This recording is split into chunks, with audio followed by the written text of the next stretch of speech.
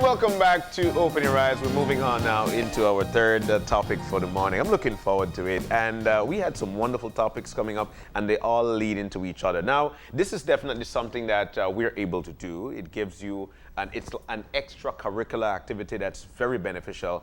And it's to begin a backyard garden. Now, to tell us about it, we've got Dr. Lyra Spang, who is an author. She's a farmer. She's a tour guide. She's everything. Doc, good morning.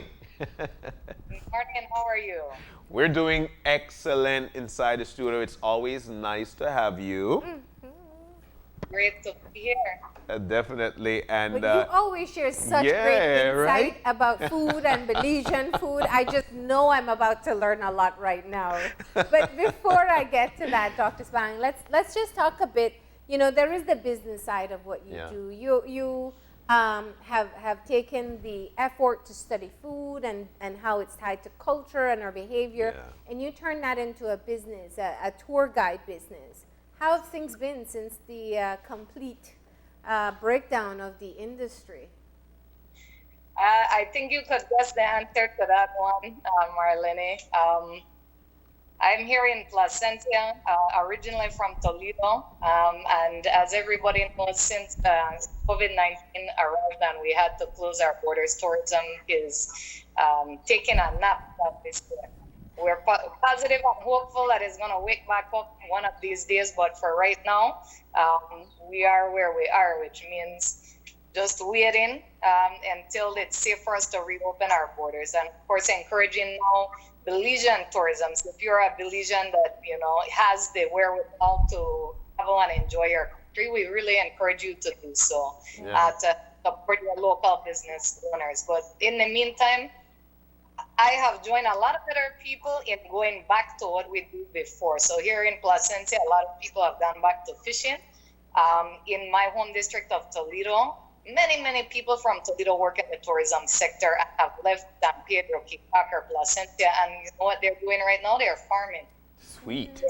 Some of the largest plantings going on in Toledo that has happened in years. Young people that haven't planted a farm in a few years because they were always away working in tourism, they're planting this year. So we're going to have a lot of production coming out of the country this year due to more people farming than ever before. Yeah. Do you find people just kind of doing it for self-sustenance, or they're looking to be able to offer to a wider market? Well, specifically, I know the South best. So specifically in the case of Toledo District, I wanted to highlight a couple interesting things that have been going on. Tell us. Sure. There. So Toledo District produces a lot of beans, really high quality beans, but tend to be produced in a smaller scale, smaller individual farms instead of the commercial fields. Some of the best quality beans in the country are in Toledo District. A lot of those beans, those small farmers carry them across the border. They sell them in Guatemala. So they'll sell what they have, what there is demand for in Toledo, which a lot of people grow their own beans, so the demand is only partial. And then carry the rest across the border and they sell it in Guatemala. Well, now the border is closed. Even the unofficial borders, as it were, you can't get across, legally. And so there has been, over 25,000 pounds of beans that couldn't be sold. And so what has happened, there's been some really great initiatives. Actually, in preparation for talking to you guys, I was talking to a few different people down in the South who have been doing this. The Julian Cho Society, the Toledo Alcaldes Association, the Maya Leaders Alliance are out together with 41 villages. They are getting donations, purchasing beans and corn from the farmers not being able to sell across in Guatemala, and they are taking that and they are redistributing that to families in need.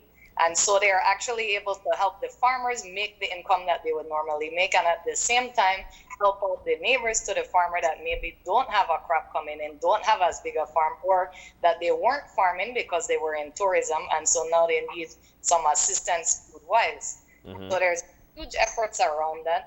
Also, Plenty Belize, which is an NGO, a farming NGO in Toledo District, has also been very involved with that. They distributed almost 10,000 pounds of beans as well. Again, most of the beans that they purchased from farmers, those were through donations. Some of those donations from abroad and also from our fellow Belizeans. Most of that, almost 10,000 pounds, they were donating directly to food banks. And so this is a way that the farmers of Toledo are helping to feed their neighbors and also to feed all people in need of a little help to get through this difficult time.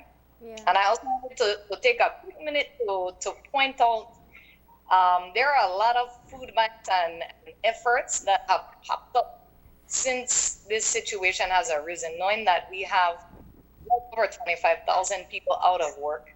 And I just want to remind you that even though things are opening back up a bit, tourism is still dead. And that means 25,000 jobs are still gone. And that means that we still have a lot of people that need some food assistance, and they're going to continue to need some food assistance. It's not going to disappear right now today, or, the lockdown is over, everything fine now. That's not how this works. And so if you do have the ability to donate even $5 or $10, or to get a bag of beans to your local food bank, anything, I would really recommend and ask that you think about doing that. There are a lot of organizations and food banks. The ones that I know about are more in the south. There's also the Belize Emergency Relief Fund that's doing a lot of work in Cayo. They've also done distribution to PG, to Dangriga. They've reached over 4,000 people. They have a GoFundMe as well, so you can donate online that way if you're at home or even if you live abroad. Belize Emergency Relief Fund. Yeah. So I'm giving a little help. So I would say if you can help out, think about when to help your neighbor, because it's going to be a couple more months before tourism hopefully will get to come back on its feet.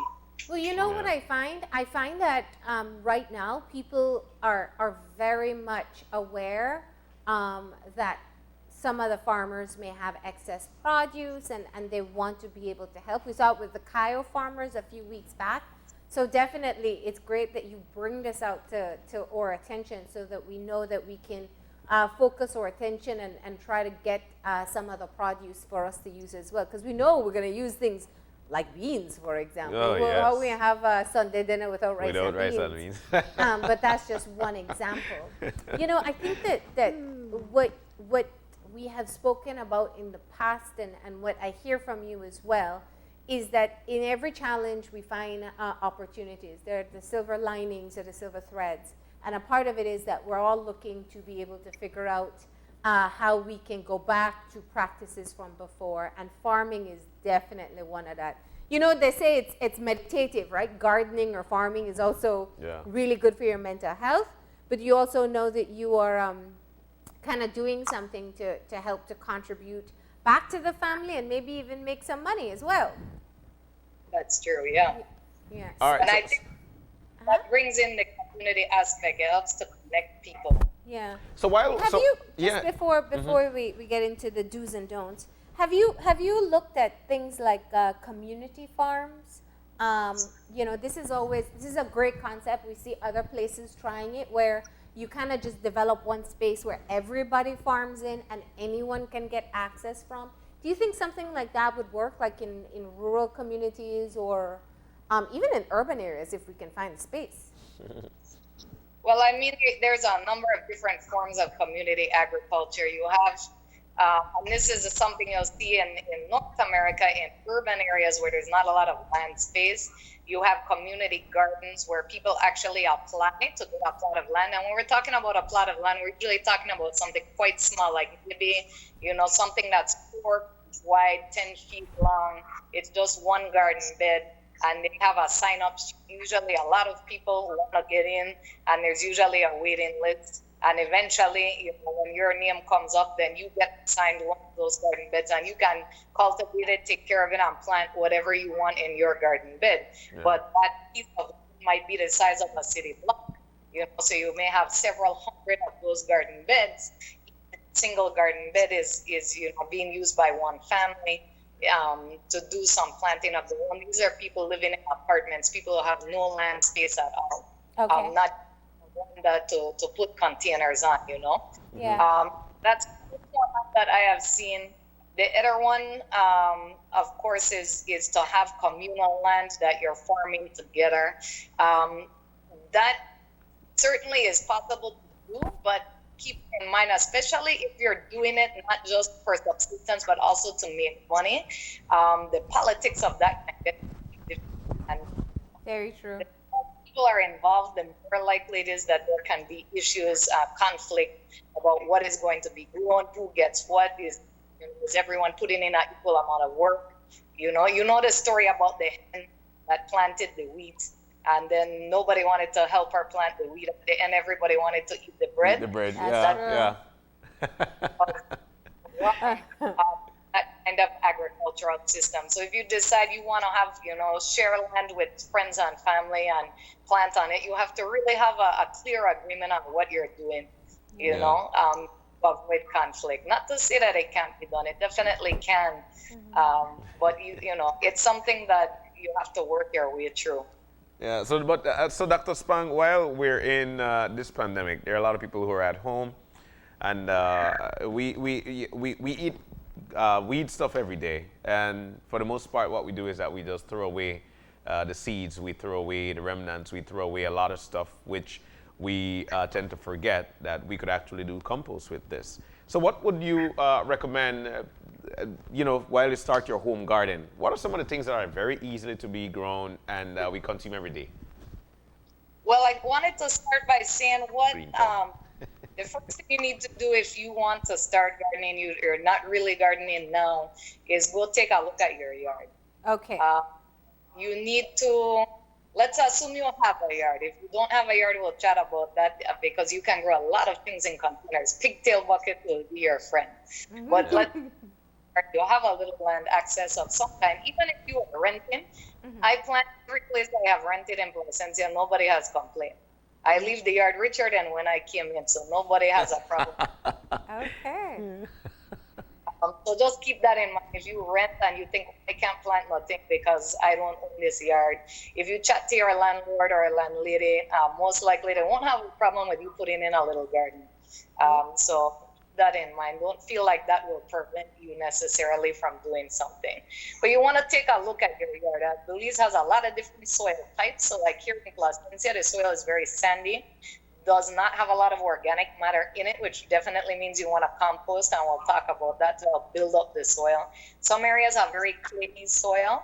Funnily enough, that's a very different soil type from sand, but once again, composting will actually make that soil better too. Yeah. Composting makes up the soil better. So that's a key activity we'll talk about. Otherwise, you want to look and see, you have a lot of trees in your yard. If there's nothing but heavy shade everywhere in your yard, a lot of food crops, they need some sun. So you either will need to remove a tree, and be careful about which one you remove. You don't want to remove something delicious from your yard. Maybe just branches off, prune back a little bit so you have some sunshine coming in. Those are things you want to take a look at before you start, just to say, where am I going to put my garden? You don't want to put your garden right underneath the mango tree. Not only do you have too much shade, but the roots from the mango tree will grow right into your garden bed, and they will compete with your tomato or your okra or whatever. For the plants there, they will take over the garden bed. So, you want to site it a little further away. If you have dogs or you have other animals that want to dig up in the garden bed, you might think about putting a little fence of some kind. Fence it up. Yes. Yeah. So then otherwise, as far as what to grow in your yard, we talked about this before the show, which was just saying what are the main things that you could grow that are really easy to grow and that will kind of cover your plate with some good food. So I'm thinking about different aspects of your plate, having some greens on your plate, which of course those are usually packed with nutrients. We don't eat enough greens often in Belize. Most of us know about Callaloo. Yes, it was in my mind. My goodness. You go to Cayo, you hear about Chaya. Yes. When you go to Belize, you don't really hear about Chaya, which is too bad because Chaya is very easy to grow, incredibly nutrient rich. And then of course, I have a little Chaya tree right here. Cool. I grew up around Chaya trees. I'm scared of them. My mom grew them. She still grows them up to now. So we ate it. But you actually have to be careful with Chaya. Doesn't it have a sap that can irritate your skin?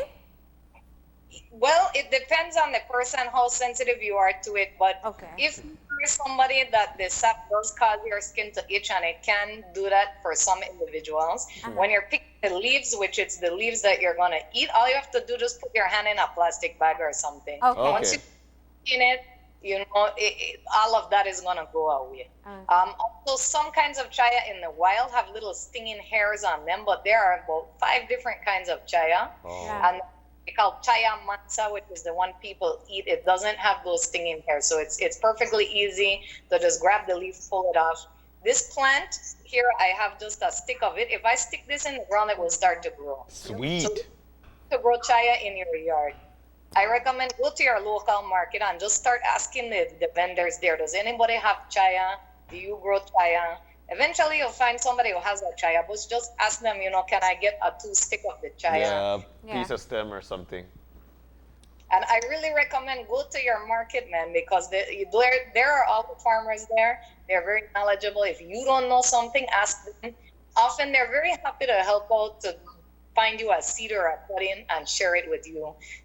The farming and gardening community, we're all about sharing those kind of things. So if you want a cut-in of something or you need a seed, once you start asking around at the farmer's market or even your neighbors, you know, people are often very friendly about that. They can form some nice friendships in the process. Yeah. So if I pick this right now, I go outside and I just stick it in the ground. If your ground is hard and clayey, you know, and if it's dry because it hasn't rained, water it a little bit, dig it up a little bit, put it in there, and then pack the soil back around gently. You don't want to just leave it loose or else it will fall over. And you don't want any air pockets in the soil around it, because otherwise, if it does rain, those air pockets fill with water, it'll actually drown the plant. Yeah. So stick it in there and you kind of pack the soil back around it and you just leave it, water it. If it doesn't rain at all, water it, you know, every couple of days. It will start to root and it will grow, and it will grow into a shrub up to 10, 15 feet high. Sweet. Yeah. So you got to control it a bit, right? Yes, so you need a machete. If you're going to garden, even a little garden, get a small machete. Those are very handy.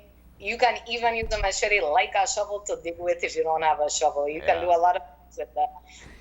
And so when you're harvesting, you can also break the tip at the growing point just off. When you pick the leaves and it from growing more. But this particular plant, these leaves, this is what we call a Maya superfood. When we are selling this to our visitors, we tell them about this particular plant. It's native here in Belize and in southern Mexico and the Yucatan. It grows in almost every soil type. It is very, very tough. You can't kill this thing. Yeah. So something you want to grow in your yard. These leaves are not edible raw.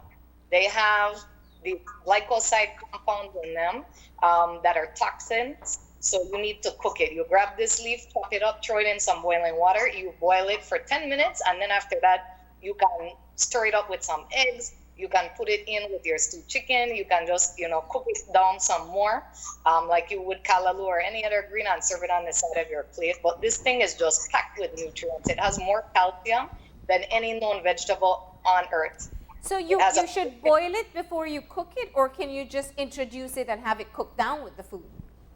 You can do that as well. Okay. So if you're stewing something or you're making like a chicken soup, for example, you could just chop this up, chop up the leaves, throw it in there. Once it gets cooked at least for 10 minutes, because that completely releases the cyanide compounds, and then it's fit to eat. I like to cook it longer than 10 minutes because the leaves can be a little chewy. Yeah. They do need a cooking time to become more tender. Yeah. But great in soups and stews, you do all kind of things with this. I have cooked this and then made like a pesto style thing, open it up there. It's a great local alternative to spinach too, especially if you don't like the taste of spinach. That's right, as long as you're cooking it. The spinach we can eat raw, this cannot be eaten raw. Okay. I've had chaya tamales before too. Very good. Then there's a chaya drink as well. So there's so many things you could do with that. Chaya and eggs. Yeah. You go to Pop's Diner in Cayo, you can't miss the chaya. They have a framed chaya leaf on the wall. Yeah. Okay, so the chaya is definitely one that people can, somebody who has no experience with gardening, it'll take care of itself once you're able to plant it down properly. That's correct. And it will grow in partial shade. So if you don't have full sun, that's fine. It will still grow. Okay. And soil, it grows, it can tolerate some salt air. So if you live by the coast, you should still be able to grow it. If you live with bad clay soil, it should still grow. This thing is tough, man. Yeah, So it is. this, go to your market, ask people, ask around, do you have chaya? Do you have a chaya plant? Can I have a stick from your chaya plant? And then you start with this. You blend this up with some coconut milk, garlic, and onion. It makes a great cream soup as well. Sweet. You got this thing down, knocked down to a T, Doc. All right, so let's go on to the other one. We learned about chaya. Yes. All right, so we're gonna hit up the evergreen. You guys Yes. recognize this one? Moringa. Okay, so this is Moringa has flowers? I didn't know Is that moringa? moringa. This is the flowers of the moringa. This is the Sweet. I didn't know moringa had flowers. I got it. Clearly, I don't throw it. these flowers are edible, and the flower also will turn into a pod, like a long bean pod. Yeah. When these are very young and tender, you can chop them up and cook them like okra. Oh, lovely. So the leaves are edible, the flowers are edible, the young pods are edible, and the leaves, similar to chaya, they are packed with nutrients. And in addition, unlike chaya, the leaves of moringa are actually a complete protein. That means they have all the amino acids necessary for life. That's very rare in plants. So you can actually get complete protein from chaya. This is why from moringa. This is why moringa powder has become so popular in Belize. And also, as a lot of people know, it can help to regulate your blood sugar levels. So if you have diabetes, eating moringa leaves or using the powdered moringa in your food or something. moringa leaves that have been dried and ground up into a powder. Nice. But if you grow it in your yard, then you have right here. People make the moringa tea. You just grab some leaves, boil it in some water, strain it, and drink it, and that's your moringa tea. Easy. From cuttings, you can grow it from seeds. So you can get the dry seed out of a dried pod, plant, or you can get a cutting. The cuttings don't catch every time, but 85% of the time the cutting will catch and grow. The seed, you pretty much guarantee that it will grow. Yeah. And they're quite tough plant from the foothills of the Himalayas. They can tolerate a wide range of soil types. They're very tough, and they can grow to a tree up to 30 feet tall. But you can take a machete, you can trim them down to 5 feet high, and you can keep trimming them back, and they'll be fine. And that way you can reach the leaves and so on. You said that it was from the Himalayas. Have we always had moringa in our area, or somebody introduced it somewhere down the line? Here. And there's some debate about whether it was brought over when the first East Indians came in the 1800s, or if it came over more recently. Some people say, oh, this was brought over as part of agricultural program or it's something to combat malnutrition. This plant has been introduced all over the world to combat malnutrition because you can keep chopping it back and it keeps growing back, and the leaves, you can eat this leaf right off the tree. And the young leaves, they taste a little bit like arugula or mustard greens. They're a little spicy. They're great in a salad. I take the very young leaves at the tip and I make salad with it. Rich. Oh, wow. And it's easily grown. You stick that seed in and gone. How do you keep it? What's the best way to grow it so that you can benefit from the leaves and flowers? Because moringa can grow into like an actual tree, like a huge tree. Huge. But some people prefer to keep it more as like a shrub where they have it more accessible. What's your advice? Well, if you keep it chopped back to 5 or 6 feet high, it's not going to set pods. Okay. It needs to at least some of the branches be allowed to grow to their full length, and then because the flowers are at the end of the branches, if you keep chopping the branches back, it won't flower. But a lot of leaves, and the leaves are probably the most popular, the most commonly eaten part of the plant.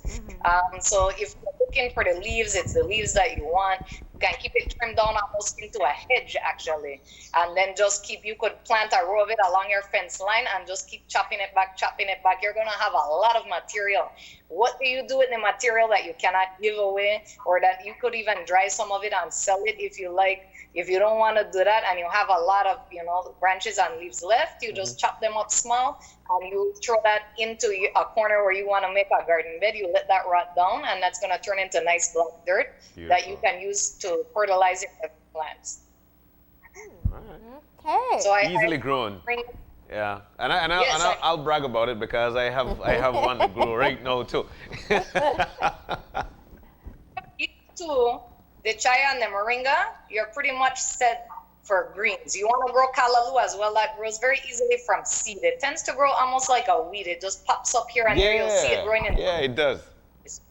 It does. It does. You know, and the seeds, the very fine seeds at the top of a Callaloo plant, and you can just shake the top of the plant around, and small baby Callaloo will start popping up here and there.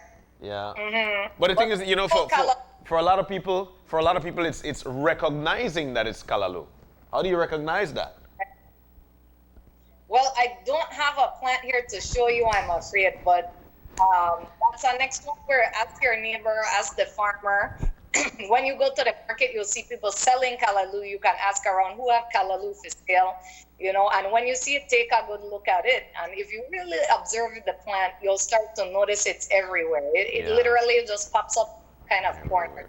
But it doesn't need some moisture. In the dry season, it tends to die back out. But the Chaya and Moringa, they will go right through that dry season, even in the drought that we have right now. Yeah. Okay. And they can be they don't disappear. Callaloo tends to pop up. It grows very luxuriantly, especially in the rainy season.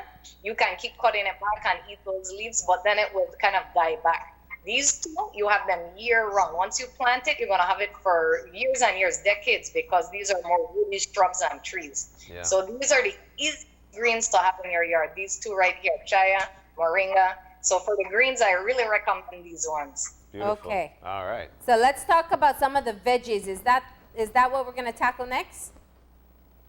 I think we can definitely move on to that one. Again, we come to the farmers and your local market. Okay, people often ask, where can I get seeds? Now, if you live close to or near a town, most of the district capitals in Belize have some kind of farm center. Mm-hmm. They might have processor fertilizer, they might have Reinhardt seeds, they might have different shops that sell kits of seeds, and you can buy those. But you can also just take your sweet pepper that you have at home, and when you cut it open, of course, on the inside, you see those seeds. Usually you just pull those out and you throw those away. Well, you can take those same seeds. If you have, you know, a little pot or even an old tin can, fill it with some dirt and put the seeds in the top, and then, you know, cover it with a little dirt and then keep watering it, keep it moist. Those seeds will pop up and start to grow into plants. And those plants you can then transplant out into your yard. Yeah. Now, the area where you want for a sweet pepper or a tomato, they like more sun. Here in the tropics, they don't have to have full sun because our sun is so hot. But if you put them where they're getting like half shade, they're not going to be as happy. So just a little bit of shade is fine. And they like rich soil. So if you don't have good soil, this brings us back to composting. If you have grass in your yard, you weed whack your yard, you rake up that grass, pile up that grass in the area where you want to have your garden bed. Mm-hmm. You can kind of dig up there. Even if the soil isn't good, just kind of dig it up a little bit with your shovel. Put that dead grass the grass clippings on there. In my house wall, I always compost. So I have my little container. This is my garbage container. When I'm chopping up tomato or onion to cook with, I put it right in there. Then I take it out to my garden. I dig a hole and I just throw it right in there and I cover it with the sand or with your soil, whatever soil you have. And that is what we call sheet composting. That's where you just put the material right where you want it. In the tropical environment, sheet composting is the easiest way to go. You just put it where you want it, let it and it gets richer. So and it's any organic garbage, right? So like your eggshells, your vegetable ends, the peels that you use, fruit skin. None of that styrofoam, none of that trash. That won't break down, as we well know if you look at where you see your plastic. Does not break down. So you don't need trash. What you want is kitchen scraps. Now, don't go and throw your chicken skin in there because what happens is the nearest dog will find it, or a raccoon, or an iguana. Dig it up and they'll make a stinking mess in your yard. So you want to stick with vegetable matter. It's much easier if you start like that. So if you have like a cucumber or carrot beans, or you have leftovers from chopping up some vegetables or the onion skin. Yeah. that into the compost. Excuse me. All right. Uh-oh. Take your water break, yeah. Yeah, I know we're sharing so much information. So that's how you would, if you don't have the good soil, that's how you make your good soil. That's correct. So you have these scraps from the kitchen. They're what we call nitrogen-rich materials, very high in nitrogen. Same thing if you have like extra moringa leaves off the tree or the fresh grass clippings that are still green from chopping your yard. Yeah. That is full of nitrogen. Now, let's say you get a couple bags of sawdust from the cabinet shop down the street where they make furniture and they have that sawdust. You ask them, oh, can I get a 2 bags of sawdust? They'll be like, yes, man, go through. Get that sawdust and you mix it with the grass clippings or the green leaves or the garbage from your kitchen. Yeah. That brings together carbon in the form of the sawdust and nitrogen. The carbon and nitrogen, you want that mixed together about 50-50, and that will rot down into some beautiful black dirt. Now, if all you have is grass clippings, that will still rot down. If all you have is sawdust, it will still rot down, but it will take longer. Okay. And the middle of it is hot because all the gases, all the heat's just mixing up. It's amazing. We've got everything we need to move forward. Okay. We definitely do, and even if you live in the heart of the city and you only have a tiny yard or you just have a leaf veranda, go to your grocery store, get some pigtail bucket from the grocery store, ask them for the pigtail bucket. They usually charge $1 or $2 for the bucket. Poke some hole in the bottom with a nail, and then you put a couple of rocks in the bottom to kind of hold it down, and then fill the rest of it with soil, and you're good to go. You can plant a tomato, a couple sweet pepper in 1 5-gallon bucket, and once you keep it watered, and you keep an eye on it. When I'm growing something in a container like that, if I have a 5-gallon bucket and I have like a habanero plant in there, what I will do, I'll take this same compost right here, and I will just put a ring of it around the plant. Let's say you have a bunch of banana peel. You can put it around the base. Don't let that touch the stem because as it's going to burn it. Gases. But you just put it around the edge and then leave a little space or some around the stem. Rot down and that will container of soil, because the soil in a container, it loses fertility quite fast. As you water it, some of the nutrients, they drain out at the bottom with the water. So you want to keep replenishing it, those little banana peelings and things around the side. All right. All right. I'll tell you what. So we're running out of time so quickly, and I mean, you're giving us so much information. I didn't know you can burn the stem of a plant. Yes, the nitrogen would burn the plant. Yes. There. But so let's get into some of the definite things as we wrap up. And I know you have so much more information to share. But what are some of the things that, for those who are intimidated, for those who are doubtful, but those who are interested, what are the things that you do want to do and definitely don't want to do? That quick list. Okay, well, what you do want to do, talk to your local farmers at the farmers market. If you're feeling unsure about something, ask them. You see that they're selling something that you want to learn how to grow, they are growing it. Don't feel that like, oh, they are not telling me because they think I'm competition. You're planting it in your yard. They're not going to mind. They're going to be happy to give you information, and they're very knowledgeable. So never be afraid to ask. But I cannot give you all the information in a short amount of time, but they can help you out. Also on Facebook, I know many of us do have that access. If you have access to the internet and you are going on Facebook already, there is a great group. It's called Plants of Belize. You don't know about this group, Plants of Belize on Facebook, join it. There are a lot of very knowledgeable farmers, agronomists, botanists, gardeners that are members of that group. You go in there and you post a question, how do I grow an okra plant? 20 people will tell you how to grow an okra plant. Oh, wow. So I can't tell you, but that will give you a lot of help for anything you want to learn how to do farming, gardening, whether it's trees, bushes. And that said, I do recommend growing an okra plant. Okra is also a very easy to grow vegetable that you can in your yard. So a row of okra will keep you going. If you have room for one tree, plant a coconut tree. Because the basis of some of our best food is that coconut milk.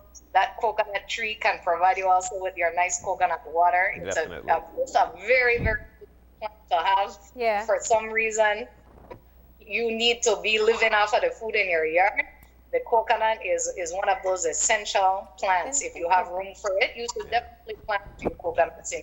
Got 3 of those. Okay. Is it hard to grow? Nope. Okay, stick it in.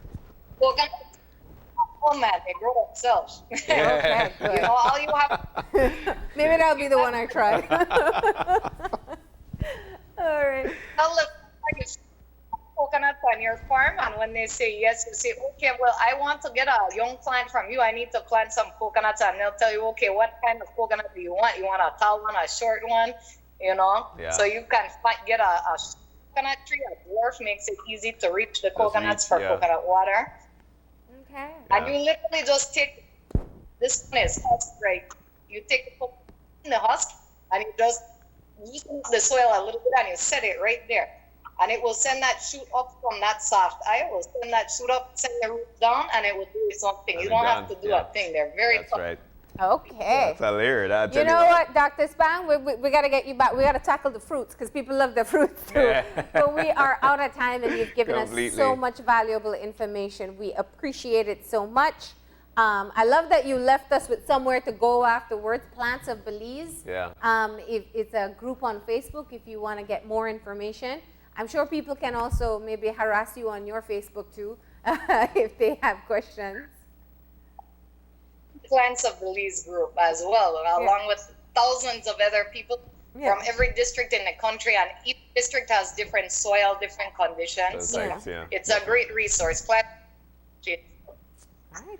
All right, Dr. Spang, thank you so very much. Do enjoy your morning there in southern Belize. You as well have a wonderful day. Thanks to you both.